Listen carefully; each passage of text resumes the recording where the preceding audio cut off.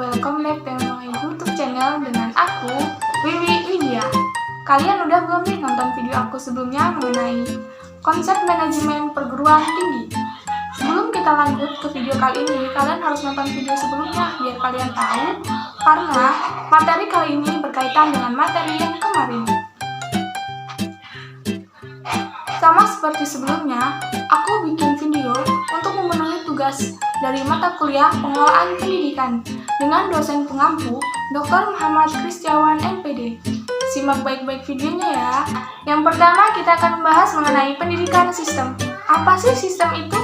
Sistem adalah satu kesatuan yang saling berinteraksi, berkomunikasi, dan bergantung antara yang satu dengan yang lain untuk mencapai tujuan dalam sistem tersebut.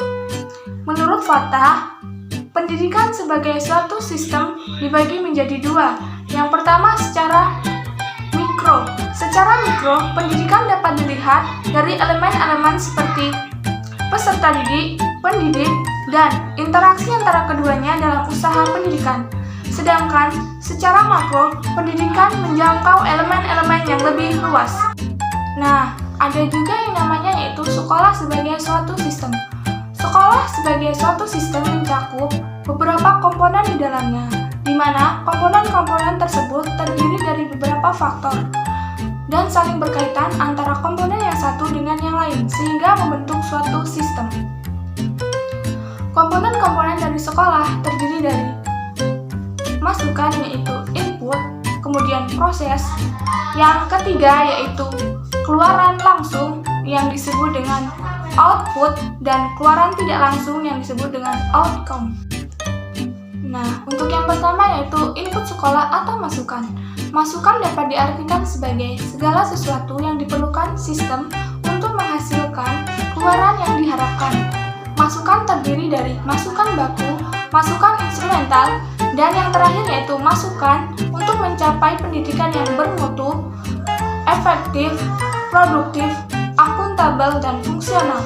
Maka, diperlukan beberapa hal terkait dengan input itu sendiri, seperti peserta didik, biaya, fasilitas, kurikulum, perencanaan dan evaluasi, serta hubungan antara masyarakat dan iklim sekolah yang memadai. Yang kedua, yaitu proses sekolah. Menurut Sagala 2010, proses adalah perubahan yang terjadi dalam suatu objek atau organisme, khususnya tingkah laku dan perubahan psikologis. Proses dalam suatu sekolah dapat diartikan segala sesuatu yang terjadi di sekolah atau di kelas dalam upaya untuk mengubah masukan sehingga menghasilkan keluaran yang diharapkan. Proses dalam suatu sekolah mencakup kegiatan belajar mengajar, kegiatan pengelolaan sekolah, dan kegiatan administrasi sekolah. Yang ketiga, yaitu output sekolah. Output adalah hasil dari proses, menghasilkan lulusan sesuai dengan standar tertentu, dan tentunya sesuai dengan apa yang diharapkan dan diinginkan oleh masyarakat, orang tua, dan pemerintah.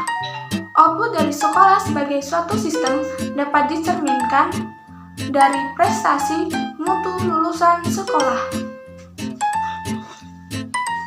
Yang terakhir yaitu outcome sekolah. Outcome merupakan keluaran secara tidak langsung yang menentukan berhasil tidaknya sistem sekolah. Outcome dari sekolah sebagai suatu sistem dapat dicerminkan dari mutu lulusan sekolah yang dapat melanjutkan pendidikan ke jenjang yang lebih tinggi dan dapat bekerja. Itulah tadi penjelasan saya mengenai sekolah sebagai suatu sistem. Untuk mengevaluasi diri kalian mengenai sekolah sebagai sistem, kalian dapat mengklik link yang ada di bagian deskripsi. Sampai jumpa di channel YouTube saya berikutnya. Terima kasih. Wassalamualaikum warahmatullahi wabarakatuh.